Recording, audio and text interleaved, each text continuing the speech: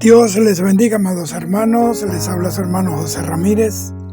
Quiero leer Mateo capítulo 3, versículo 12, que dice: Su aventador está en su mano y limpiará su era, y recogerá su trigo en el granero, y quemará la paja en fuego que nunca se apagará.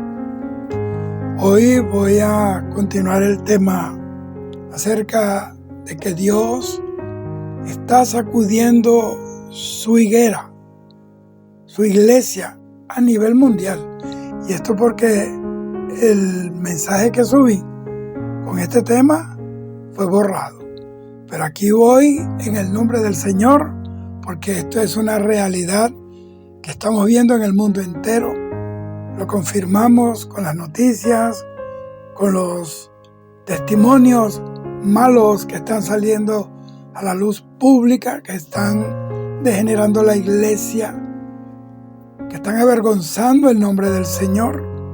Pero hay un remanente fiel que está dispuesto a seguir los caminos del Señor y mantenernos fiel, aunque tengamos que cruzar desiertos y montañas llenas de soledad y de peligros. Dios está purificando a su pueblo. Hemos visto en las noticias cómo mega iglesias están siendo sacudidas por el Señor, y Dios está derribando los pequeños dioses que se levantaron en el nombre del Señor y fundaron sus propios reinos. En la purificación del templo de Jerusalén podemos ver esto, hermano, cuando Jesús azotó a los mercaderes del templo, y Jesús siempre va a seguir azotando los lomos de los mercaderes de la fe. Y dice la Biblia que Él volteó la mesa de los cambistas, de los que vendían palomas, y allí pues queda demostrado el celo que tenía el Señor en su corazón por la casa de Dios, al punto que lo consumía. Y lo que he dicho aquí, de que Dios va a sacudir a su iglesia como cuando una higuera es sacudida por un fuerte viento, y con este sacudón, con este zarandeo de Dios a su iglesia, tenemos que entender que detrás de eso hay un propósito, hay algo que Dios busca con esta acción. Por eso tengo que hablar acerca del contraste entre el rey Saúl y David, el hombre que agradó a Dios en lo secreto, en el campo. Por un lado, vemos a Saúl que solo se enfocaba en la apariencia y en la aprobación del pueblo, a tal punto que él dependía de la aprobación del pueblo y no de Dios. Por ahí comenzó su caída. Mientras que David, como ya les dije, cultivaba algo en lo secreto, cultivaba su carácter, desarrolló talentos y el carácter que antes no sabía que tenía. Y eso lo hizo notable en el cielo, aunque él estaba allí en la soledad, solamente con aquellos rebaños de ovejas de su padre, pero habían unos ojos que lo estaban viendo. La palabra de Dios dice: mis ojos pondré en los fieles de la tierra para que estén conmigo. Salmo 101:6. Pero, amados hermanos, Dios lo estaba mirando. Los ojos de Jehová estaban puestos sobre él, y cada día, en su soledad, él se estaba acercando más y más al Señor. Se acercaba a David cada vez más, un paso más hacia el propósito que el cielo le tenía reservado. Así como en el caso de Bernabé y Saulo, en Hechos 13:2, en el que el Espíritu Santo habló en el concilio de Antioquía y dijo: apartadme a Bernabé y a Saulo para la obra que os he llamado. Y no era fácil esa escuela de David en esas montañas, en esos campos, pero es que las pruebas, en el caso de David, amados hermanos, es el campo de entrenamiento de los guerreros de Dios. Y vemos como un jovencito, un pastorcito de Belén, un pastor de ovejas, derriba al gigante Goliat, que era una máquina de muerte desde su juventud, que era el as bajo la manga del pueblo filisteo. Dios se encargó en dejar en las escrituras huellas, registros, que dan las características claras que marcaron la diferencia entre Saúl, que fue el escogido por el pueblo, eso significa su nombre, y David, que era escogido de Dios, el dulce cantor de Israel, el hombre conforme al corazón de Dios. Lo primero que tenemos que observar acá es que Dios le da prioridad al corazón por encima de las apariencias de los hombres. Cuando el profeta Samuel vio a los 7 hermanos de David, se impresionó por su complexión física. Es por su apariencia, pues. Pero Dios le enseñó en ese momento algo que es vital para establecer los fundamentos de un verdadero líder espiritual, que es que el hombre tiende a mirar y dejarse cautivar por lo que está delante de sus ojos, pero Jehová mira el corazón. Eso está en 1 Samuel 16:7. Acá la palabra hebrea para apariencia es la palabra el einayim, y esta palabra, la einayim, es mirar lo que está delante de los ojos de los hombres, mientras que corazón, Dios dice, mas Jehová mira el corazón. Aquí la palabra corazón en hebreo es la palabra lebab, y que no se refiere al músculo cardíaco, ese músculo es que bombea sangre al cuerpo, no. Se refiere, queridos hermanos, al centro de las emociones que revelan el verdadero carácter de la persona. Es allí donde radican las decisiones y los pensamientos de las personas, sean buenos o sean malos. Por eso Proverbios 23:7 dice, porque cuál es su pensamiento en su corazón, tal es él.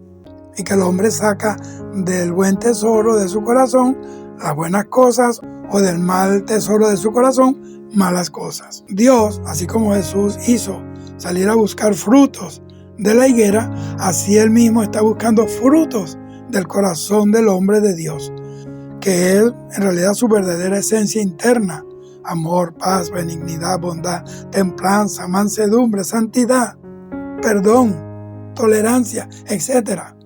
Más que una capacidad física, más que una apariencia impactante, más que una imagen externa, porque no había otro más hermoso que Absalón en todo el pueblo de Israel. Y mire todo lo que hizo. Se levantó, se sublevó contra su padre David sin tener temor, que ese era el escogido de Jehová. Se sentó en su trono, se puso su corona, se acostó con sus esposas, con sus concubinas a pleno luz del día. Por eso es que la belleza es engañosa y la hermosura es vana. Fíjense que David no fue llamado mientras él estaba en el templo, ni en una celebración de Israel, sino que fue llamado mientras él cuidaba las ovejas de su padre Isaí, en lo escondido de los campos. Y fue allí, precisamente en ese campo, donde, entre comillas, fue desterrado por su padre, donde él aprendió a amar, a cuidar y a defender las ovejas. Allí David desarrolló, queridos hermanos, el corazón pastoral que Dios necesitaba en Israel para que él cuidara de su rebaño, el pueblo escogido de Dios, el pueblo de Israel.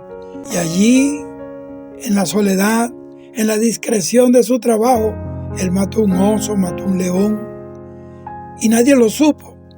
Él no lo publicó, no se lo dijo a nadie, no tenía ni amigos con quien compartir ni sus dolores ni sus alegrías.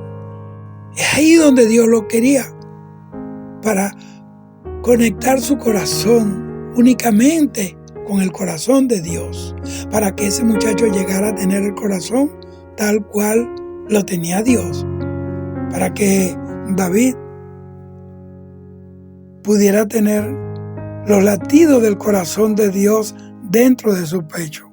Y yo creo que David tenía la naturaleza humilde y sencilla de Jesús, que cuando él sanaba a la gente le decía, no lo digas a nadie, porque no le importaba la publicidad.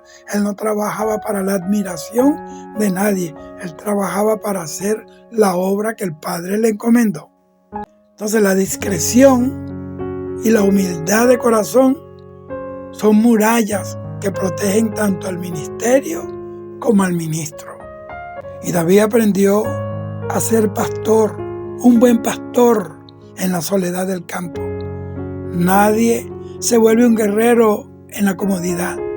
Nadie se vuelve un guerrero de Dios allí en el placer de la vida, viviendo la dolce vita. Claro que no. Nadie se hace un guerrero, un general de Dios en el terreno de lo fácil. Allí, en ese terreno, tuvo que matar 2 fieras que le querían devorar las ovejas. Él los persiguió. David persiguió al oso y persiguió al león. Él arriesgó su vida por las ovejas de su padre Isaí. Y eso fue lo que hizo Jesús. Yo soy el buen pastor y el buen pastor su vida da por las ovejas.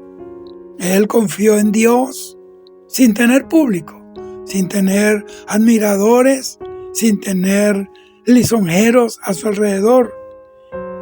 Y Dios vio que si David era fiel, cuidando ese rebañito de ovejas, entonces él podía ser fiel, cuidando la nación de Israel. Y allí se cumple la palabra que dice, en lo poco has sido fiel, en lo mucho te pondré. Los ministerios comienzan en lo poco, en lo poquito, en el día a día, en las cosas que otros ven como sin importancia. Delante de Dios es visto como los pedestales, como los escaños, los peldaños que nos suben a la presencia del Señor y como esa ruta que nos lleva a un ministerio. Pero primero tenemos que pasar por el campo. Y en ese campo de soledad, David también aprendió a adorar a Dios y conoció a Dios como su protector. Y por eso le escribe el Salmo 23, Jehová es mi pastor y nada me faltará. Él se consideraba también una oveja del rebaño del Señor.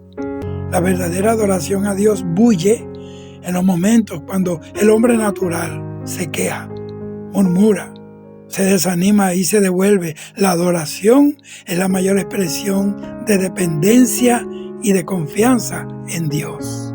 Mucha gente dice adorar a Dios en el templo, música, comodidades, pero pocos serían capaces de adorar a Dios en el campo de la batalla, de la prueba, de las persecuciones, de la escasez.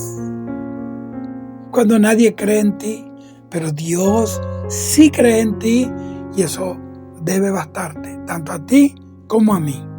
Saúl, que ofrecía sacrificio por razones ritualistas e incluso se atrevió a sacrificar animales porque tenía temor al pueblo, porque el profeta Samuel no llegaba.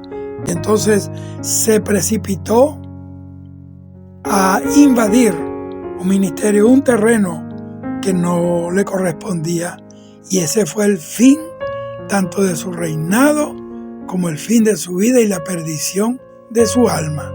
Y por eso a mí me aterra cuando yo oigo a alguien diciendo que es pastor o que es pastora porque la nombraron en el concilio o porque la nombró fulano o se nombraron ellos mismos. Y una persona que se muera ejerciendo un ministerio que Dios no le dio, créalo que se va para las pailas del infierno, porque está retando irresponsablemente a Dios.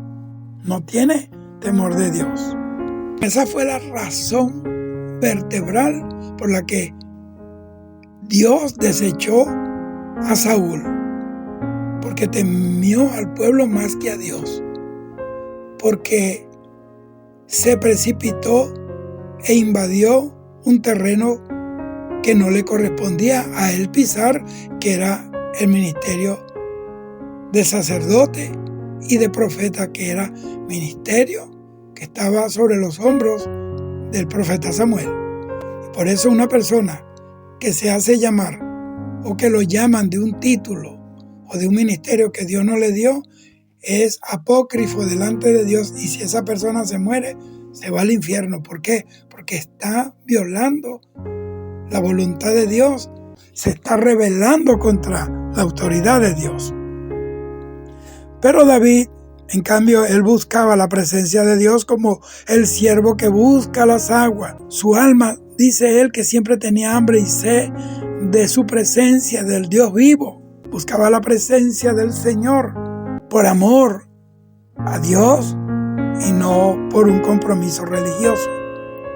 Él supo aprovechar todo lo que tenía a la mano, una honda y piedras para defender la oveja, pero no todo era batalla en el campo. También tenía un arpa para adorar al Señor, y eso es lo que la Biblia llama sacrificios de alabanza. Fíjese que en ese periodo de David en el campo, solo, porque muchas veces estamos solos no porque nadie nos quiere, sino porque Dios quiere que estemos solos para que desarrollemos el potencial que Dios tiene en nosotros. David le compuso allí en la soledad salmos a Jehová para expresarle que lo amaba y dependía de él, y que la fuerza con la que mató al oso y al león no venía de él, sino de Dios, que lo guardó y lo cuidó, y que su armadura era su fe en Dios, su amor en Dios. Por eso fue contra Goliat en el nombre de Jehová, sin armadura, porque la armadura que le puso Saúl, él no la quiso llevar. Bendito sea el Señor. No podemos preferir la armadura de hombre que la armadura del Espíritu. La mayor armadura que puede haber es el nombre del Señor. Los demonios salen en el nombre del Señor. Los enfermos son sanados en el nombre del Señor. Y la oración de fe salvará al enfermo y el Señor lo levantará. Es el nombre de Jesús, sobre todo nombre. Pero saben, hermanos queridos, en la hoja de vida del rey David hubo un caso de pecado de muerte que él cometió. Pero cuando el profeta Natán lo confronta, él no se esconde, él no se revela tampoco, ni mata al profeta, sino que lo confesó, lo aceptó y se humilló ante Dios. Esa capacidad de arrepentimiento, de reconocer el pecado, de reconocer que fallamos, se debía a su integridad. ¿Y dónde vino eso? Eso nació en la intimidad. No se puede tener integridad si no hay intimidad con Dios, si no hay una relación con el Espíritu Santo. Bendito sea el Señor. David no se defendió ni justificó su pecado apoyándose en su condición de rey de Israel. No, claro que no. Él dijo: he pecado contra Dios. Y esta es una virtud que poco se ve en el liderazgo cristiano de hoy, que más bien hoy se atrincheran en una especie de infalibilidad ministerial. Hacen del ministerio y de las credenciales un búnker donde nadie los puede mover de allí, sabiendo que están mal. Entonces hay iglesias y denominaciones donde el ministro es intocable, es infalible, y usan el texto de no toques al ungido de Jehová. Mire, yo le voy a decir algo: ningún ungido está por encima de la ley de Dios. Ningún ungido está por encima de la palabra de Dios. La unción no es una licencia para pecar y para hacer lo que nos da la gana, sino más bien un llamado a la santidad y al temor de Dios. David tenía la capacidad de arrepentimiento, hermanos, y esa era la gran diferencia entre Saúl y David. Fíjense que ambos pecaron de distinta manera, pero pecaron. Pero pecado es pecado. La diferencia estaba en que Saúl justificó su pecado al decir que la culpa era de Samuel porque se tardó en llegar al sacrificio, y él tuvo que suplantarlo, tuvo que hacerle la segunda, y que el pueblo lo empujaba, lo importunaba y tuvo miedo al pueblo. Pues la responsabilidad de ofrecer sacrificio no era de Saúl, era de Samuel. Nadie puede responder por la responsabilidad de otros, que cada quien lleve su propia carga. La Biblia dice en Gálatas: cada uno llevará su propia carga. En cambio que David, él quebrantó su corazón, se humilló ante Dios Y a raíz de eso, él escribió el Salmo 51, donde él confiesa su pecado y reconoce la misericordia de Dios para con él. Y él dice: mi pecado está siempre delante de ti. Contra ti solo he pecado y he hecho lo malo delante de tus ojos. Aunque él estaba solo en el palacio esa vez, lo sabían los sirvientes y las personas que le servían, porque el resto estaba en el campo de batalla. Sin embargo, allí en esa habitación, en ese pecado, allí estaban los ojos de Dios. No se crea la gente que Dios se queda afuera de la puerta de un motel o de la puerta de la casa de un amante o de un amante, o que Dios se queda afuera del banco cuando van a depositar dinero que lo desviaron de los recursos de la iglesia, del ministerio, del concilio, para meterlo en sus bolsillos. El que hace eso está bien equivocado, no conoce a Dios.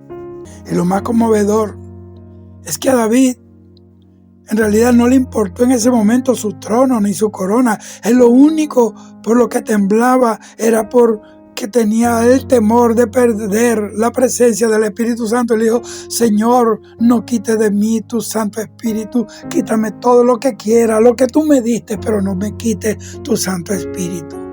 Como hace falta el valor que merece el Espíritu Santo en la vida de la iglesia, en la vida de un creyente, pero sobre todo en la vida de un ministro. Para mí, un día sin el Espíritu Santo sería como tratar de vivir bajo las aguas, como yo respiro bajo el agua. El único que nos da el oxígeno para respirar bajo las aguas de la gloria de Dios es el Espíritu Santo de Dios. El Espíritu Santo se contrista. El Espíritu Santo se aparta de la gente cuando la gente se perpetúa en el pecado. Y yo creo que la razón necesaria que Dios tiene para sacudir la iglesia, la higuera hoy, es precisamente para quitar a esos Saúles que, al igual que Absalón, se han robado el corazón del pueblo, los han fascinado, los han hechizado prácticamente y se han convertido en pequeños dioses, en pequeños cristos, en pequeños ídolos, en monumentos a sí mismo. Y por eso Dios levanta en estos tiempos a los Davíes, que aunque no son reconocidos por los hombres, sí son reconocidos por Dios, porque Él conoce sus corazones y también su historia en la soledad, en el silencio y muchas veces despreciados. Estos son los postreros, que serán los primeros. Estos nunca han competido por cargos.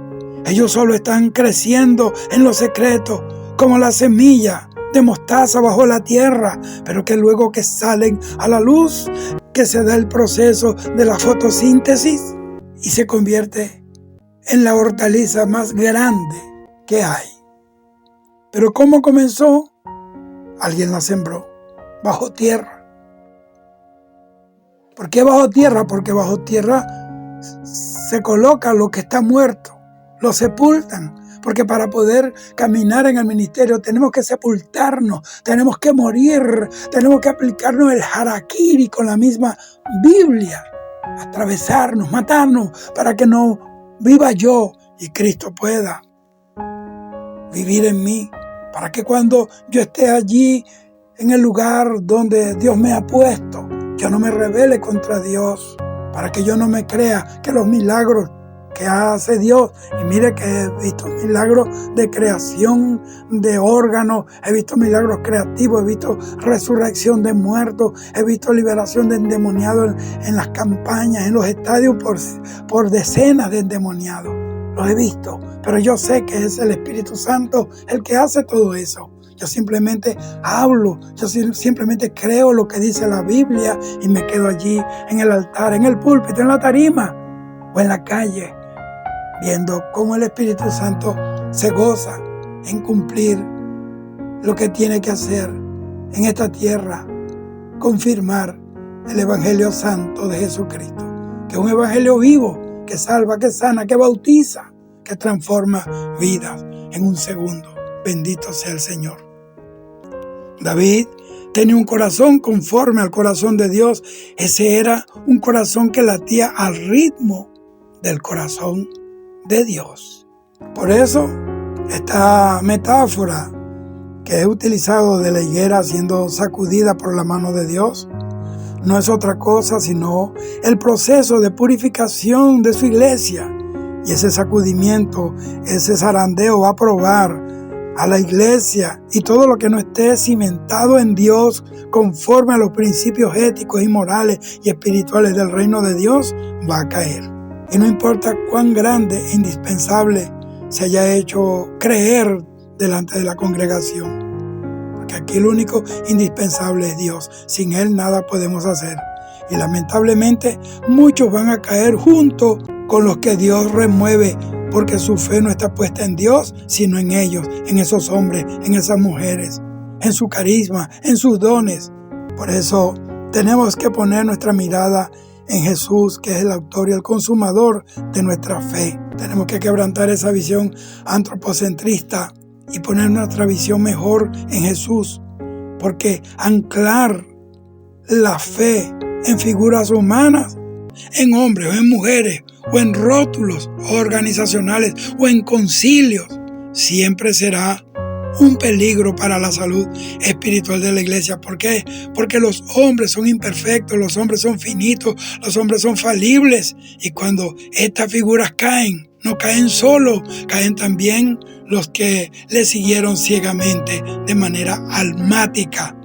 Y es aquí, amados hermanos, cuando después de la sacudida de Dios, lo que queda es el escombro de los pequeños ídolos de las iglesias, los pequeños reinos, esos que se volvieron becerros de oro moderno. Y Dios es celoso y no comparte su gloria con nadie en esta tierra, y menos con una pelota de barro. Cuando a estas figuras Dios les destapa su doble vida o su corrupción en las áreas que sean, entonces los que no están fundamentados en la palabra de Dios, sino en el afecto almático por el hombre, suelen quedar confundidos, decepcionados y hasta se van de la iglesia. Pero en realidad Dios está haciendo dos cosas. Primero, limpiando a su pueblo, y segundo, liberando a los que están encadenados al hombre.